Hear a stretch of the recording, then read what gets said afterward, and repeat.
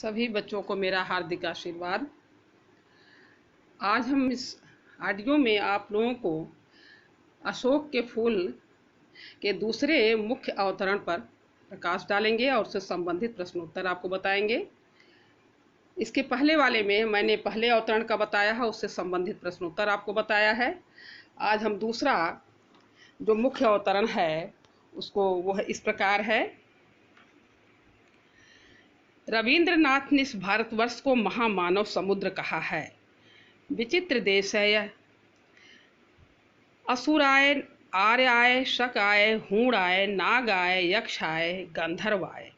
न जाने कितनी मानव जातियां यहाँ आईं और आज के भारतवर्ष को बनाने में अपना हाथ लगा गईं, जिसे हम हिंदू रीति नीति कहते हैं। वे अनेक आर्य और आयेतर उपादानों का अद्भुत मिश्रण है। एक एक पशु, एक एक पक्षी न जाने कितनी स्मृतियों का भार लेकर हमारे सामने उपस्थित हैं। अशोक की भी अपनी स्मृति परंपरा है, आम की भी है, बकुल की भी है, चंपे की भी है। सब क्या हमें मालूम है? अब इस गद्यांश में निबंधकार ने भारतीय संस्कृति की समन्वयात्मक प्रकृति और मानवीकरण की अनोखी परिकल्पना को उजागर किया है।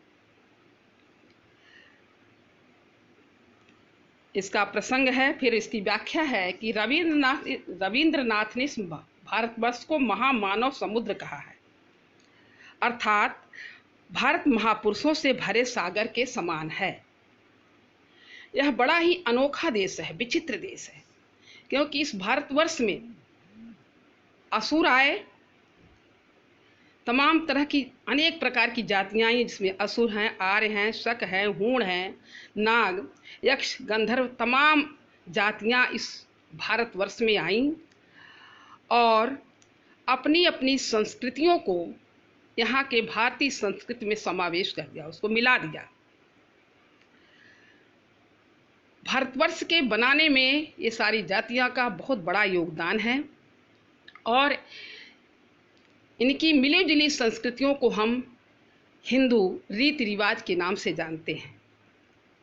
ये सारे जो भारतीय संस्कृति है, हमारी भारतीय जो परंपरा है, रीति रिवाज है, वे अनेक आर्य और आर्येतर उपादानों का अद्भुत मिश्रण है, अर्थात आर्यों से भिन्न तमाम अनेक जातियों का इसमें अद्भुत मिश्रण हुआ है।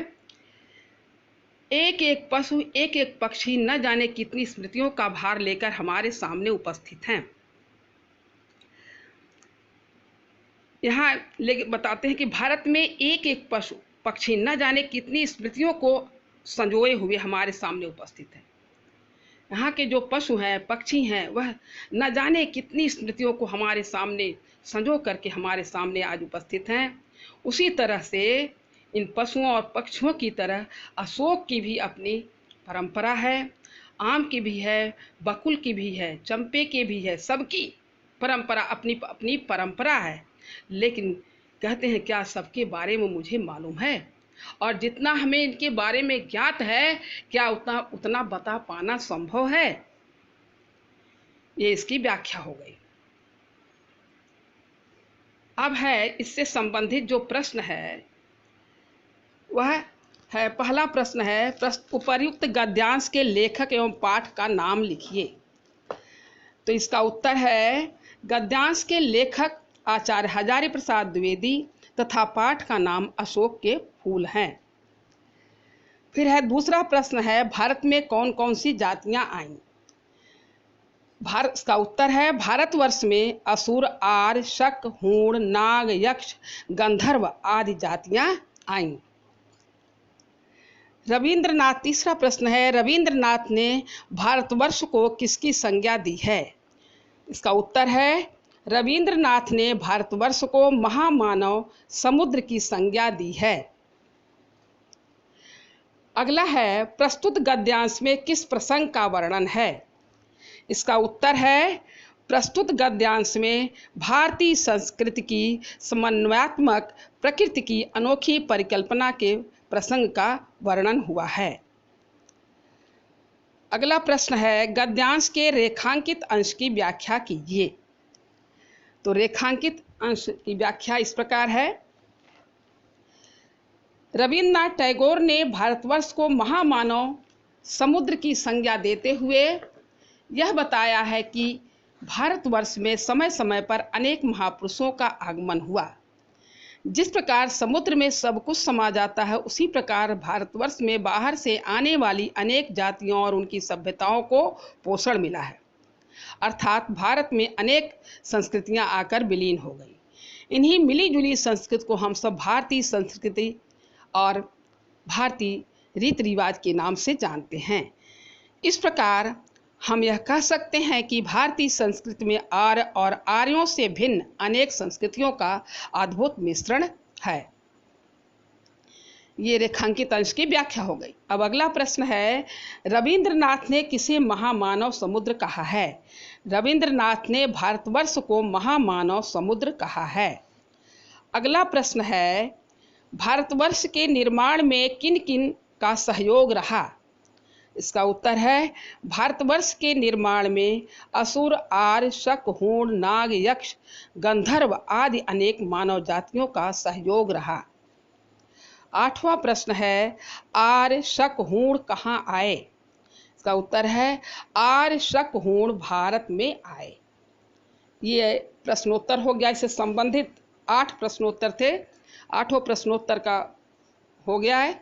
अब अगला जो अवतरण है वह इस प्रकार है, उसे मैं पढ़ने जा रही हूँ, आप लोग सुनिए।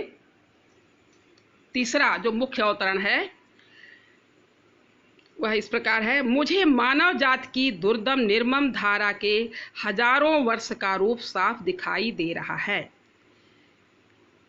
इसमें लेखक ये बता रहे हैं कि मुझे मानव जाति की दुर्दम अर्थात जिसका दमन करना कठिन हो, निर्मम मतलब कठोर। लेखक ये बताना चाहते हैं कि बड़े चिरकाल से, बड़े लंबे समय से वह मानव जाति की, मानव की जो जीवन की जो दुर्दम निर्मम धारा है, जिसका दमन करना कठिन है और बहुत कठोर है, उसका स्पष्ट रूप उन्हें साफ दिखाई दे रहा। बहुत चिरकाल से वे देख रहे हैं, बहुत लंबे समय से देख रहे हैं। मनुष्य की जीवनी शक्ति बड़ी निर्मम है। वह सभ्यता और संस्कृति के वृथा मोहों को रौंदती चली जा रही है। इसका मतलब यह है कि मनुष्य की जो जीवन जीने की जो शक्ति है वह बड़ी कठोर है। वह इतनी कठोर है, उसका वेग इतना तेज है, इतनी कठोर है कि वह सभ्यता और संस्कृति के व्यर्थ और निरर्थक आसक्ति के बंधन में बंधती नहीं, बल्कि सभ्यता और संस्कृति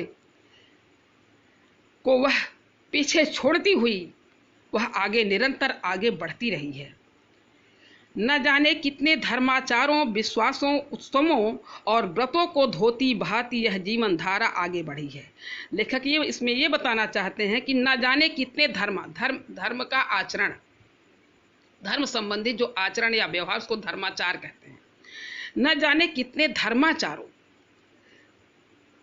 लेखक ये बताना चाहते हैं कि यह हमारी जो जीवनी शक्ति है, हर मनुष्य जीना चाहता है, जीने की जो उसकी प्रबल इच्छा है, वह कितने धर्म संबंधी कितने जो आचरण हैं, उसके प्रति जितना विश्वास है, तमाम तरह के जो उत्सव हैं और व्रत हैं, वह सारे सबको धोती बहाती अर्थात कुछ को ग्रहण करती और कुछ को त्यागती हुई वह जीवन धारा निरंतर आगे बढ़ी है। संघर्षों से मनुष्य ने नई शक्ति पाई है। इसमें लेखक ये बताना चाहते हैं कि जितना ही मनुष्य संघर्ष करता है, जितना अपने जीवन में वह संघर्षों से जूझता हुआ, कठिनाइयों को पार करता हुआ जब आगे बढ़ता है, तो उसके उत्साह, उसकी शक्ति दुगनी हो जाती है। हमारे सामने समाज का आज जो रूप है वह न जाने कितने ग्रहण और त्याग का रूप है। लेखक बताना चाहते हैं कि जो आज हम वर्तमान समाज को देख रहे हैं, यह हमारा वर्तमान समाज न जाने कितनों को ग्रहण किया है और कितनों को त्यागा है। तमाम रीति रिवाजों, परंपराओं को वह ग्रहण किया है और उसको त्यागा भी है। जो उसके जीवन से संबंधित नहीं है, जो उसके विकास में बाधक हैं, वह ऐसे रीति रिवाज, परंपराओं को छोड़ता चला गया है। और जो उसके विकास जिससे उसका विकास होता है वह उसको अपनाता गया है और इस प्रकार से वह आगे बढ़ता गया है। देश और जात की विशुद्ध संस्कृति केवल बाद की बात है। कहते हैं देश और जात की, जो कहते हैं कि हमारी संस्कृति विशुद्ध है, तो संस्कृति में मिलावट है, क्योंकि हमारी जो भारतीय संस्कृति है वह उसमें मिलावट है, क्योंकि हर तरह के अनेक अनेक प्रकार की जातियां आई और अपने अपने संस्कृतियों को इसमें मिला दिया है। तो कहते हैं सब कुछ में मिलावट है, सब कुछ, अभी लेखक के अनुसार सब कुछ में मिलावट हो, कोई बिल्कुल विशुद्ध नहीं है, शुद्ध नहीं है। केवल अगर वह लेखक ये मानते हैं कि केवल शुद्ध है तो मनुष्य की दुर्दम जिजीविषा, शुद्ध है केवल मनुष्य की दुर्दम जिजीविषा अर्थात जीने की इच्छा।